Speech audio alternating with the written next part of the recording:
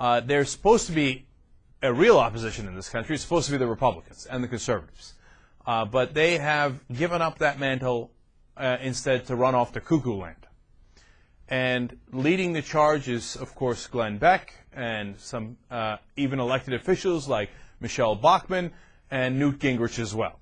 And they've gotten worse and worse, and it's only been 2 months so far that Obama's been in office.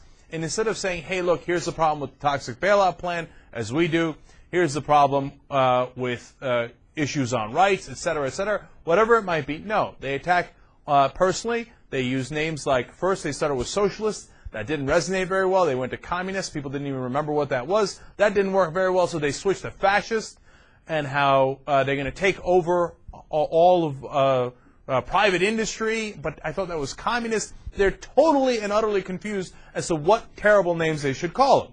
And it is completely counterproductive, non-productive at all, and it's done to stir up hatred. And it's not done based on any rational discussion of the issues. Perfect example of that is Newt Gingrich.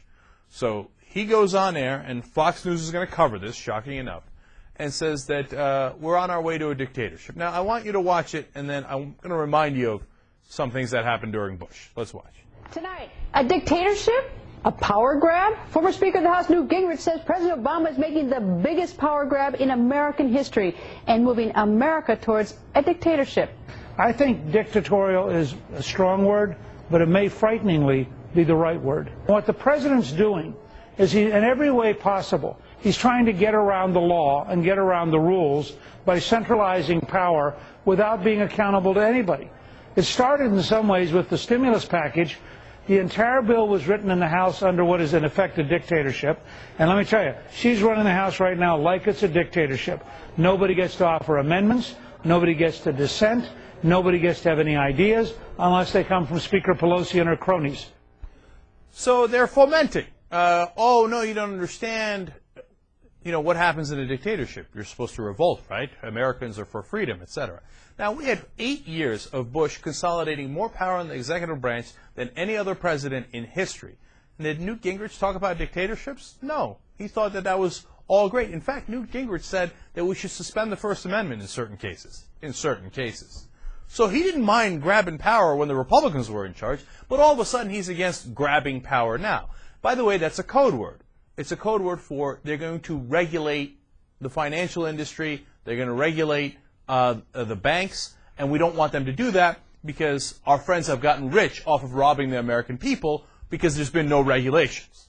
So when they go to do anything right, we will try to stop that, and we'll try to keep pushing them in the wrong direction by saying, no, there should be no rules, and the government should not interfere with the private markets, because you can see how well the private markets are doing on their own, right? So now, and for 8 years, I held back. And Republicans, remember, were like, oh, how dare you say anything bad about the Bush administration? Let alone if you call them a dictatorship, they'd have gone ballistic. They did go ballistic when anyone ever did that. And I didn't even say that for all that time. As they ignored the Fourth Amendment, the Fifth Amendment, Sixth and Eighth Amendments at times. And, in fact, we didn't even know they had written secret memos saying the First Amendment can be ignored. And all that time, the most that anybody said was Sandra Day O'Connor, who was a Republican, said, this is not a dictatorship, but we must avoid these beginnings so we could avoid those ends, that the government is accumulating too much power in the executive branch. Now, 2 months into Obama's administration, they have no reservation whatsoever. Instantly, they call him a dictator. Instantly. You think that they were going to hold back? They're not going to hold back. Of course not. They're Republicans. So trying to play ball with these guys and think that they're on the level is a fool's errand. It's not going to work under any circumstances. And they're not going to play by your rules, and they're not going to be constructive. They're going to be of absolutely no help to the government or to this country, because that is not their objective. Their objective is to protect the rich and to protect the people that are giving them money. They're a useless party.